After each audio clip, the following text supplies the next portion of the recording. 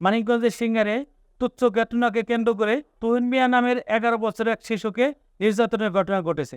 নির্যাতিত শিশু মানিকগঞ্জ সদর উপজেলার পশ্চিম সদর গ্রামের মোহাম্মদ রতন মিয়ার ছেলে। কালিয়াকুর ইব্রাহিমা হাফিজিয়া মাদ্রাসার 2য় শ্রেণীর ছাত্র। ঘটনাটি ঘটেছে মানিকগঞ্জের সিঙ্গার উপজেলার বলদরা ইউনিয়নের কালিয়াকুর গ্রামে। নির্যাতিত শিশুর পিতা মোহাম্মদ রতন আলী জানান, গত পরশুদিন আমার আনুমানিক 3টা থেকে 4টার দিকে আমার ফোনে ফোন আসে মাদ্রাসা থেকে। তো বললো যে আপনার ছেলেতে এর ব্যাপার, ছেলে তো অসুস্থ। আমি ঘটনাটা পরে জানি না, পরে আসার পরে জিজ্ঞেস করলো যে কী হয়েছে। আমি জিজ্ঞাসা করলাম যে কী হয়েছে। জিজ্ঞাসা করার পরে দেখি যে আমার ছেলে অজ্ঞান হয়ে পড়ে রয়েছে। আমি পরে হুজুরে জিজ্ঞাসা করলাম যে এই অবস্থা কেন। পরে বললো যে সাইকেল চালাইতে যায় ওই একটু হয়েছে। পরে আমি খোঁজ নিয়ে দেখি যে এরকম ঘটনা না, আমার ছেলে সাইকেল চালাইতে যায় ওই বাচ্চার উপরটা চলে যায়।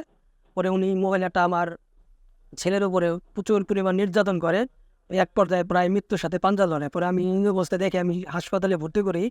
ভর্তি করার পরে আমি পরে ডাক্তারের চিকিৎসা পরামর্শ নিয়ে পরে আমি থানায় একটা অভিযোগ করি। আমি সবার কাছে এই করতেছি যে আমার ছেলের যেন সুস্থ বিচার হয়। প্রশাসনের কাছে আমি সুস্থ বিচার চাই। নির্যাতিত শিশু মোহাম্মদ তুহিন মিয়া বলেন, মাদ্রাসার এক বড় ভাই আমার পানান্দার পাঠাইছিল। পরে মাঝখান দিয়ে সেরা সেরা ছিল, ছোট সেরা। পরে তার কিনারে বই ছিল, আর তার ডান পাশে ছিল ওর মা। তখন আমি কোন রুম দিয়ে ঢুকাই দিই। পরে যে মুক্তি কিনে ঢুকাই দিয়ে মুখে বাচ্চা কাল লোক দেয়। পরে কিনে রাতে ধাক্কা খেয়ে পরে গেছে। পরে সেরার মা আমার অনেক মারধর করছে, পেরে ভিতরে পাড়া দিয়েছে, গলায় টিপে দিছে, গাল পেছে, থাপড়াইছে, পিঠ পেছে, কিনে দিছে। এবার অজ্ঞান করে আলাইছিল। পরে একটা বেটা পরে ফিরে আইসে আমারে।